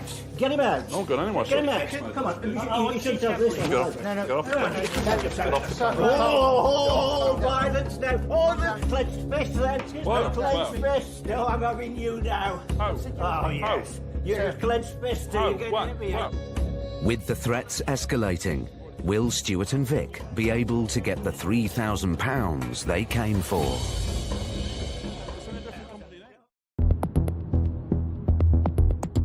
High Court enforcement agents Stuart McCracken and Elmor Victor were in Cheshire with a writ to recover £3,000 from a company called Thermal Dog Kennels. We're after Mr. David Routledge. The man they met, Mr. Routledge, had the same surname as the company director of Thermal Dog Kennels, but denied that he was him. Are you able to get him on the phone? No. Mr. Routledge didn't want to cooperate. Now, No. come on, gentlemen. No, carry on doing No. what we're doing, sir. He then tried to get Stuart out of the premises. Come on, big man. Come on. You can't, can you? Because you're a living little yellow twat. Then another man arrived.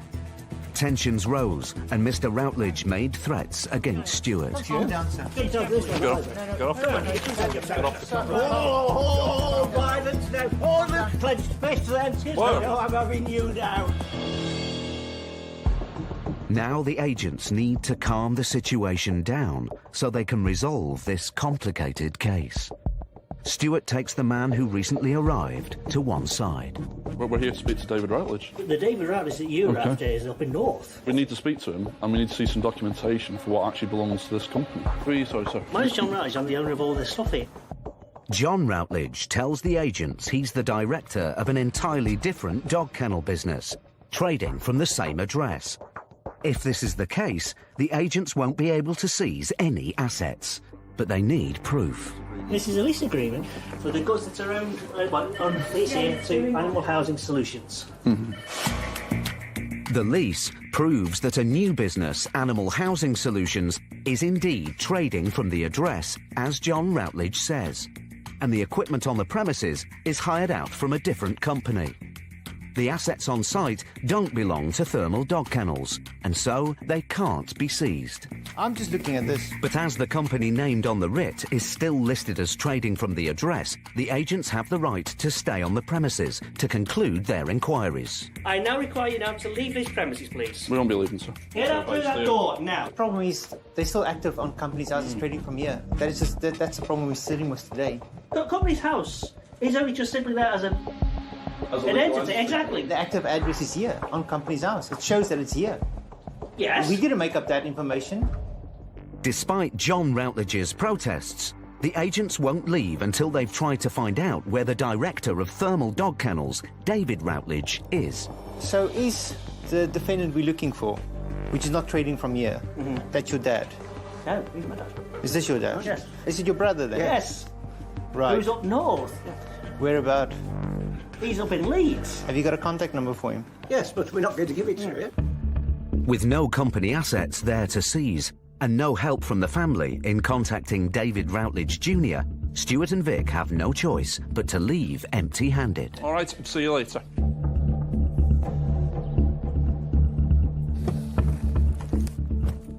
The issue we got is it's Thermal Dog Kennels, and when we walk in there, there's kennel equipment. There's cages, there's photos of dogs.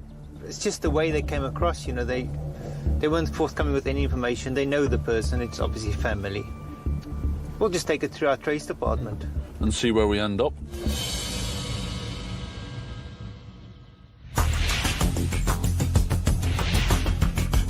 Over the last 3 years, homelessness among ethnic minority communities has risen much faster than in the general population. This dramatic increase has caused a huge rise in the number of households from minority communities living in temporary accommodation.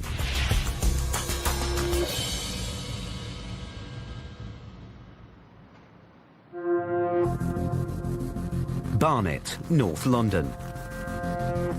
High Court enforcement agent Steve Pinner and his son Ben are on their way to carry out an eviction. We have a writ of possession.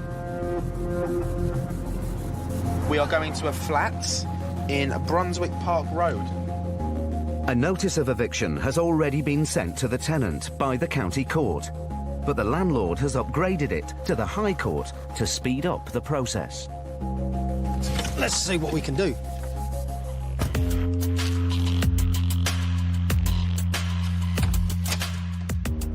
The tenant has been living in the flat for over 4 years. She's in rent arrears, but Ben and Steve aren't instructed to collect payment. They are here to repossess the property today.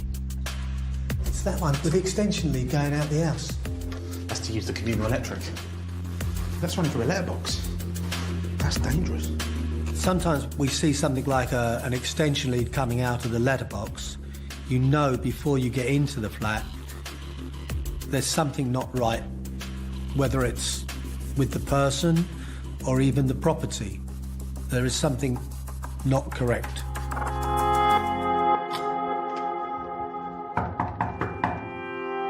Hello?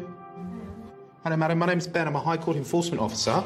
I've been sent to repossess the property, madam. Would you like me to unplug the plug before you open the door? Hello? I'm going to unplug the plug, yes? Okay, if you want to open the door now. Why are you coming here? I'm here by the High Court to repossess the property, to evict you, madam. I have the relevant paperwork if you'd like to open the door. I didn't receive any court order. Okay, madam, this conversation would be much easier if you open the door. Would you like to open the door? I didn't receive any. Okay, madam, I'm not having any further conversation until you open the door. Any zoning court order? Yes, if you can read it through that spy hole. No, madam, open the door. This is just getting ridiculous. Or I can have the door opened for you if you don't want to open it for me. I'd much prefer you to open it, though. That's better. This is the paper. This is from the High Court. And what happens is, you have an hour now to collect some personal effects, medication, items to last you a few days. I didn't receive before. Madam, okay, let me explain. You was ordered by the county court to leave, and you didn't leave. The client... No, I don't have a... Madam, hold on. You did have a court order, and it was an order of possession saying that you should leave by a said date. Obviously, because you didn't leave, the client has asked to transfer it to the High Court. Rather than transferring it to the county court bailiff to come, we are coming instead. We'll have to leave the door open, though. I need to come in. I don't want to... What's behind the door? Wow. Do you live here on your own? Have you got anyone that can come and help you? I don't have anything. You don't have anything? Have you started to pack already, or...? Yeah, something I back. Ben leaves the tenant to pack, but as he looks around the flat, he's in for a shock. Wow, this is something else.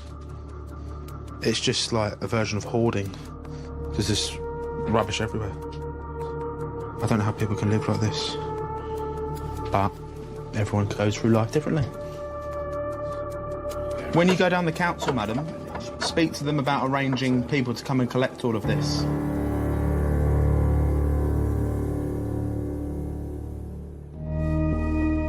Steve decides to investigate the power cable that came through the letterbox. Everything is run off the communal electricity. The fridge, hot plate, microwave, there's probably no lights. There's 3 microwaves, one there, 2. Yeah, I know. Try a light switch, the electric won't work. Told you. The boiler's not on, obviously. Is there no electricity in this flat, madam?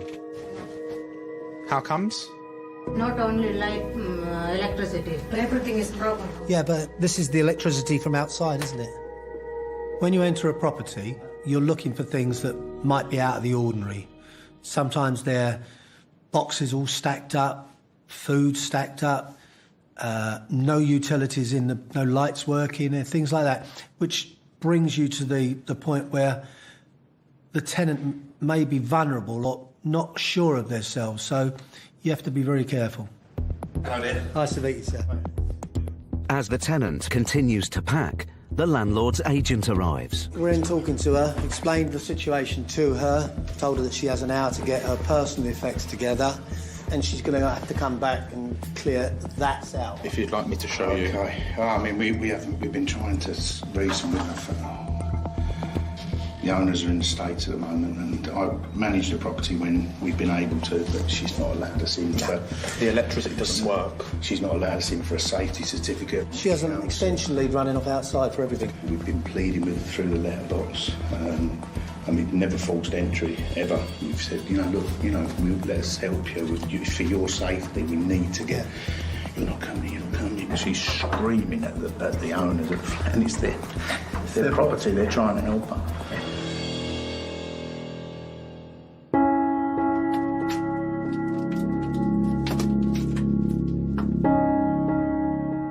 Ben is concerned about the tenant's welfare. Have you got anywhere to take all of this stuff to, madam? You don't have a place. I just don't know what you're going to do with all of this. I really don't. Because you've got quite a lot of stuff. You need everything. You're going to need to make arrangements to come back and get all of this. But it's not going to be a quick process.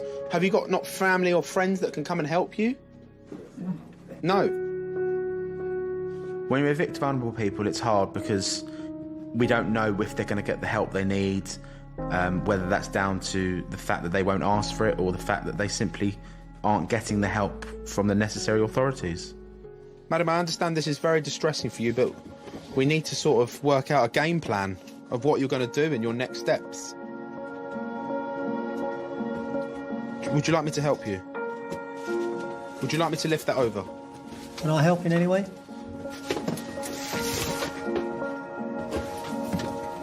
Oh, that's really heavy. Is there anything else you need to take, madam? No? Have you got the piece of paper he gave you?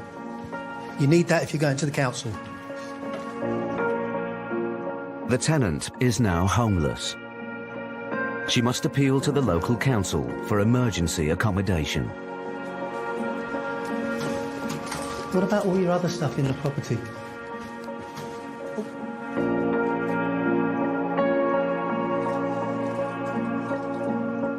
If you explain to the council...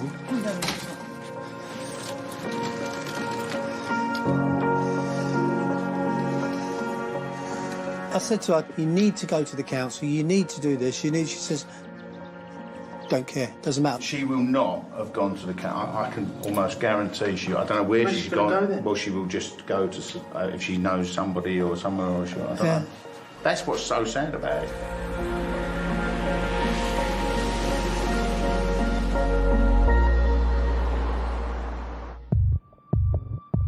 The tenant must collect the contents of the flat within a month, or she could lose all her possessions for good.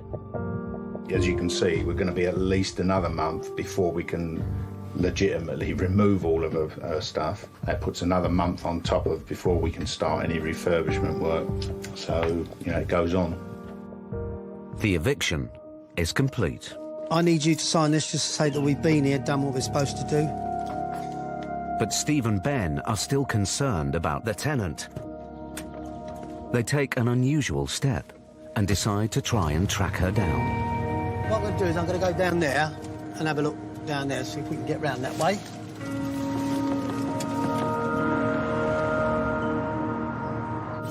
See if she's sitting, but I don't think she will be.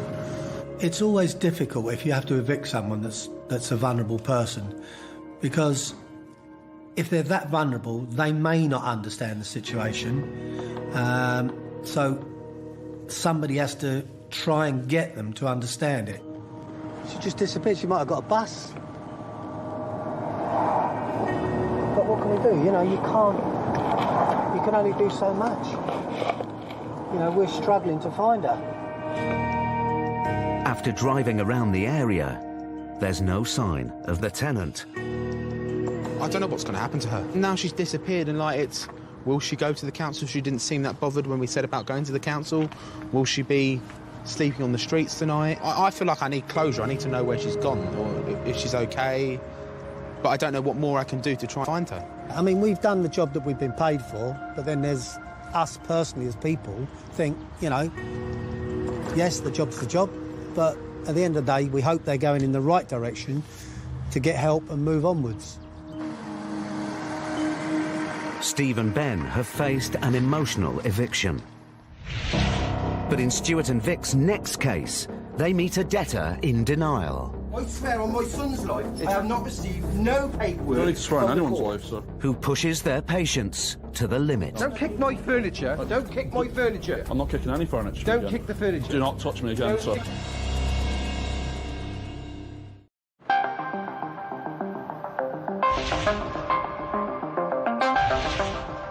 The number of county court judgments issued against consumers in England and Wales has reached the highest level since the financial crisis in 2008.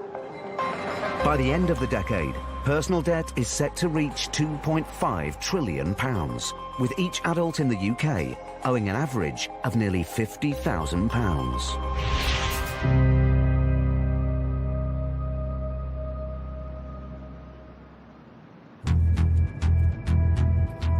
High Court enforcement agents Stuart McCracken and Elmor Victor are in the Worcestershire countryside. The Malvern Hills, Vic. The Malvern Hills. They're on their way to collect a debt from a man who purchased a car engine from an online auction website, but failed to pay the seller. We are going to see Mr. Clive Herbert, 3,200. And who's it owed to? A private individual? Yeah. 2, 3. Aha, here we are. Where the defender is. If Mr. Herbert can't or won't pay today, the agents have the right to seize personal assets to offset the debt.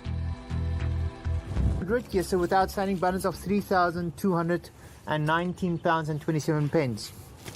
What's this for? I don't even know what you're talking about. I haven't even received any court papers for it. Well, you've got my number. I'm going to give you 20 minutes to raise the funds. If not, we will be phoning transport to remove the vehicles on the drive. They don't belong to me, they belong to my son. You can't take stuff that doesn't belong to you. The outstanding balance that needs to be paid in full is £3,219.27. No, it's not even that. It's not even £2,000. It's been oh, so you know about it then? Yes, I know about it. Oh, well, no, but you just told me 5 minutes ago you know nothing about it. So I'm not. I haven't received the paperwork from the court. I'm appealing against the case. So I've got an active High Court writ here. No. You are doing things wrong. Oh, no, sir. Far from it. Then you can come and take my stuff. You've got my number. I'll give you 20 minutes and I'll give you a call back. No, you can't.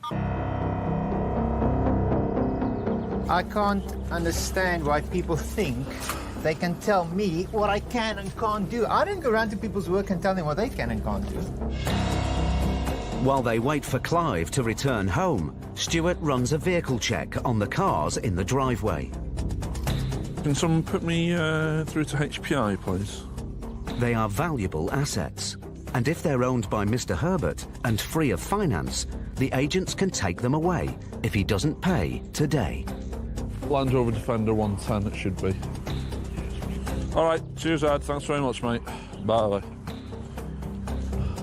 Free of finance. Yeah, this one is on eBay for $12,750. Both cars are free of finance. You, my friend, are being seized. It's always a major benefit of coming to a property and realising that there is a valuable asset sat on the drive that's free of finance. That means you've got something to barter against. Stuart calls Mr. Herbert back to give him an update. Hello, is that Mr. Herbert? Speaking. Mr. Herbert, my name's Mr. McCracken. I'm a High Court enforcement agent. I've just been speaking to the police. I'm on their way now. Okay. You haven't got the correct paperwork, Ben. How have we not got the correct paperwork? So we've got a High Court writ. They said you can't take anything away. Says who? The police. You do know that the police are only here for breach of the peace, so they're not here to stop us doing our job. They're on their way now. No problem at all, so we'll speak to you shortly. Are you making your way back? I'm on my way there to you now. Okay, we'll look forward to seeing you shortly. Stuart and Vic wait for Clive and the police to arrive. But then, Clive's son turns up. Hello there, sir. Take it you're the son, are you? Yeah, we're High Court enforcement agents. Your dad said he's on his way back. Payment needs to be made. If not, goods are getting removed, including the Defender. That's mine. Is it? Have you got any documentation for it? I have got documentation for that. Are you able to go and grab it? Yeah. Cheers, mate. If Clive's son can prove the cars on the driveway belong to him, the agents won't be able to seize them. Have you got a receipt for it? No, we haven't got receipts for anything. We don't do receipts. The son has logbooks, but these are not proof of ownership. With no receipts, the vehicles can be seized. It will be removed then. You weren't taking them. No, we don't have to, but we need payment. The agents have been on the property for 45 minutes, and there's still no sign of Mr. Herbert. Then, the police arrive. Morning, officers. Got a High Court writ to take control of goods unless payment's been made. I think he's under the impression he's still in court. No, the CCJ's been awarded against him, so it's now a writ of control, which means if the full balance is not paid, we will be removing goods.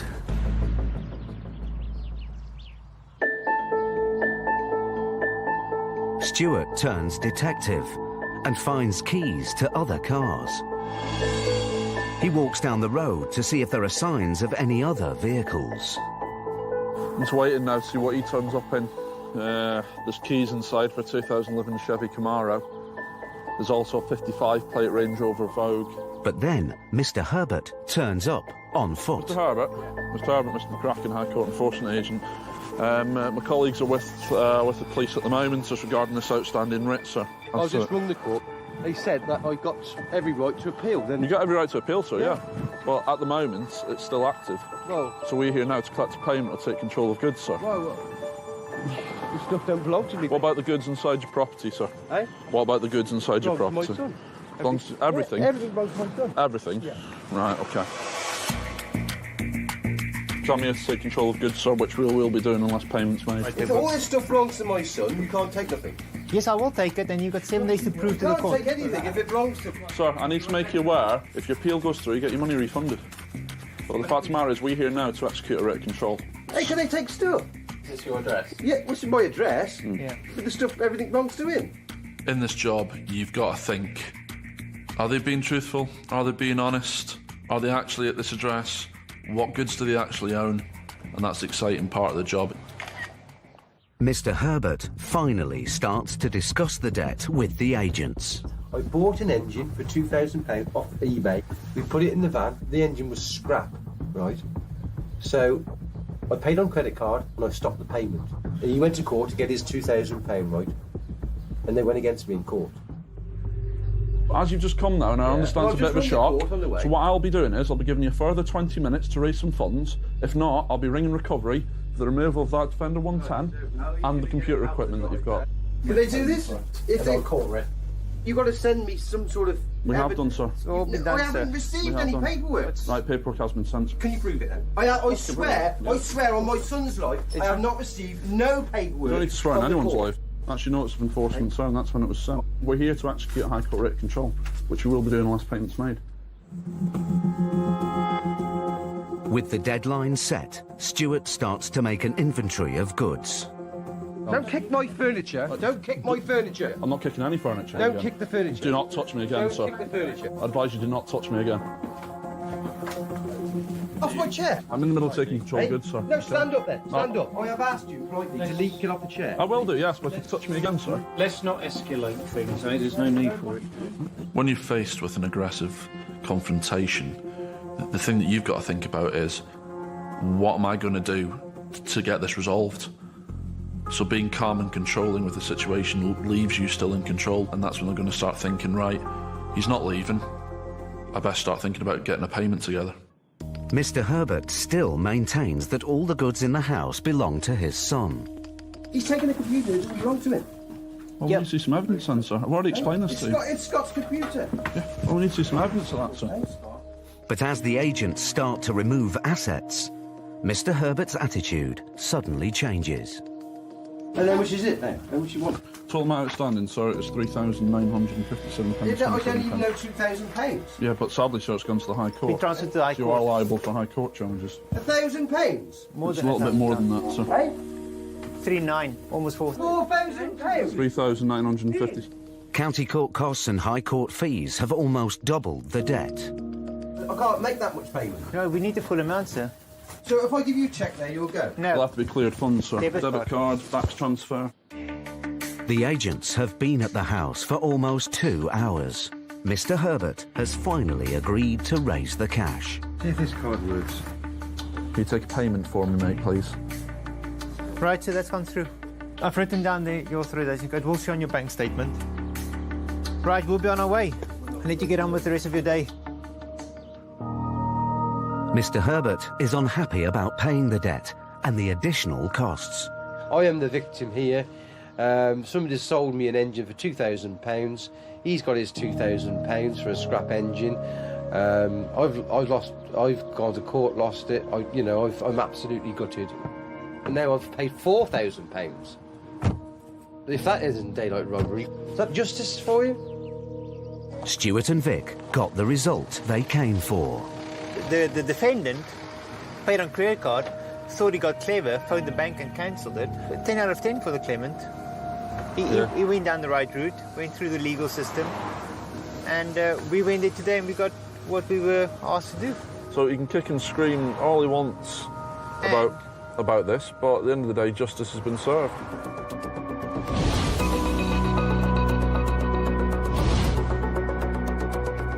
Non-payment of rent remains the biggest problem facing landlords across the country, with the number of tenants in severe rent arrears continuing to rise. 37% of landlords have experienced rent arrears in the last year, forcing many to apply to have their tenants evicted.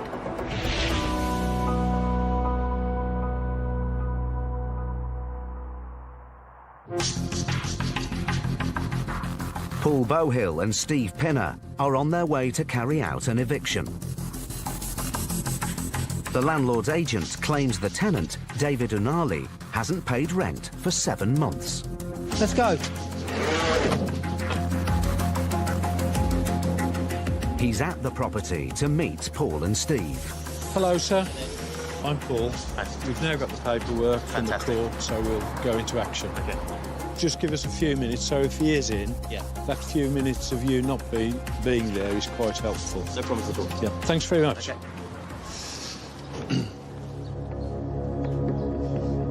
Paul and Steve aren't here to collect the arrears. They're here to evict Mr. Unali today. But this eviction isn't going to be straightforward. The agents have been given a key by the landlord to access the property. Mr. Unali?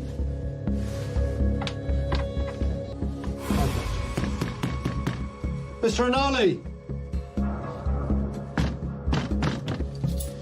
So I just have to gain access another way, i.e. force it. It seems Mr. Unali has locked himself in the flat. Mr. Unali, we're High Court enforcement. Will you open the door, please? Well, we need to get the locksmith up here. Have a quick word with him. The agent. He decides if we just bring a couple of bars up. Yeah, OK. While Steve goes to talk to the landlord's agent about forcing entry, Paul gives the tenant an ultimatum. You open the door, please, or we're going to break in. We're not going to go away, so will you please open the door?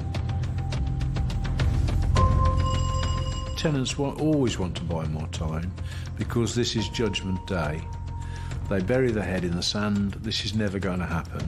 And from the knock on the door, they know that this is going to happen. We've been asked if we could just hold on, breaking the door down. So the gentleman's going to try and talk to him. The landlord's agent tries to get Mr. Unali to open the door. David? Hello, David? There's still no answer. So the landlord's agent gives Steve the go-ahead to break in. Just take it off. We'll get him to come repair it. He owes you £6,000, doesn't he? He owes us in total $7,800. How many months rent? He hasn't paid anything since last July, June. Why have you been so patient? Well, he said that he's had some issues with illness and this, that and the other. Then he said that he's got money coming from his parents. Then we said, OK, fine, you know, we'll wait on for that. And then he just refuses to pay. Paul and Steve have no option but to force entry. You can open the door now? No?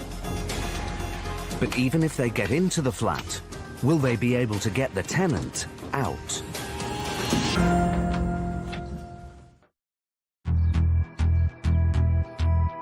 Paul Bowhill and Steve Pinner were in Tooting, South London, carrying out an eviction. Mr. Unali! The tenant, David Unali, locked himself into his flat. There's definitely a key in there. The agents tried to persuade him to open the door. We're not going to go away, so will you please open the door? With no response, Steve started to break in. You can open the door now? No?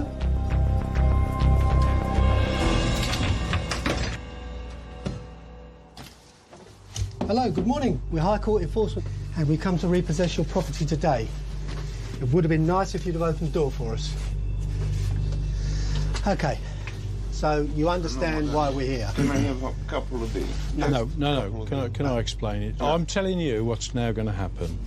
You've got half an hour to get personal effects in a bag, only half an hour, and you'll be evicted. After that, you'll have to make an arrangement with the landlord, who I think has been eminently fair with you, and we can see what he's up against because we've had to break into it today. It is now 20 to 1, 10 past 1, you're out. So just do it. Get on and do it. Make an arrangement with the landlord to come back at another day in the next few days to clear the rest of your stuff out. Start packing. Paul and Steve want to get Mr. Unali out of the flat as quickly as possible.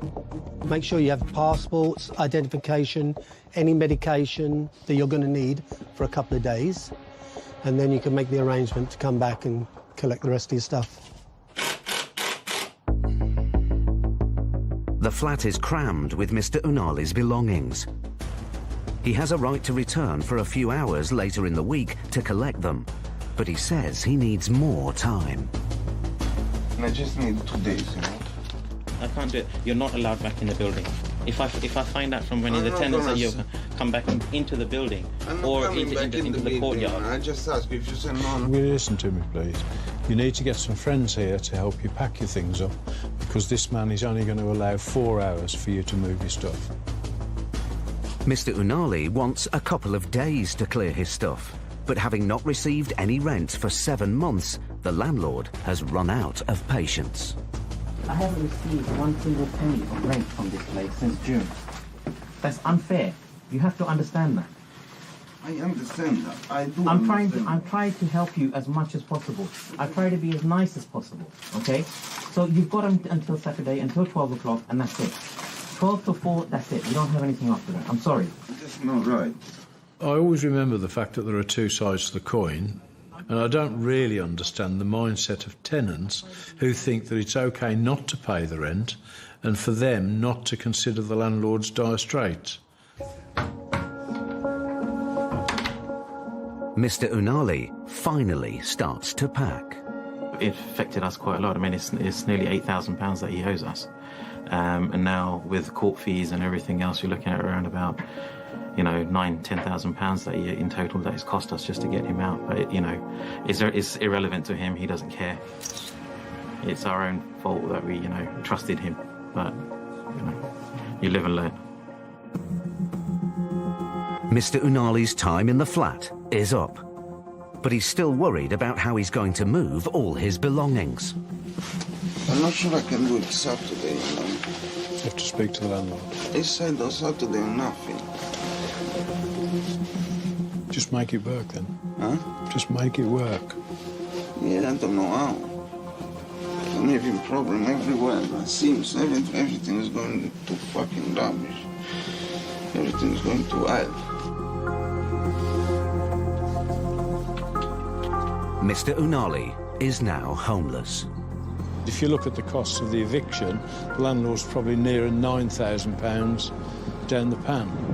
And this guy has mistaken kindness for weakness and has taken advantage. These proceedings...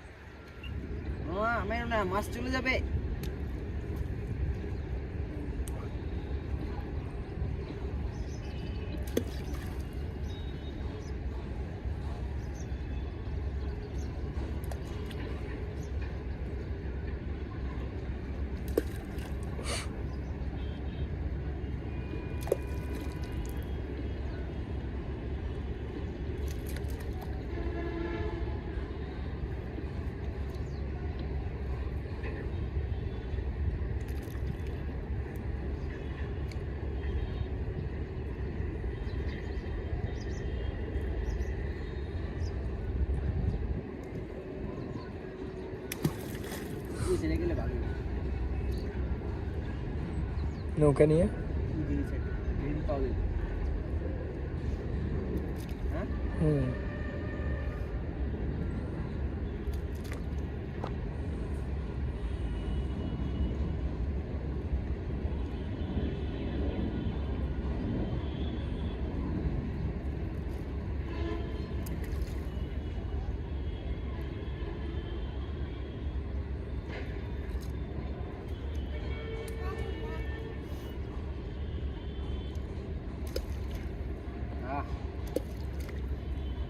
দিব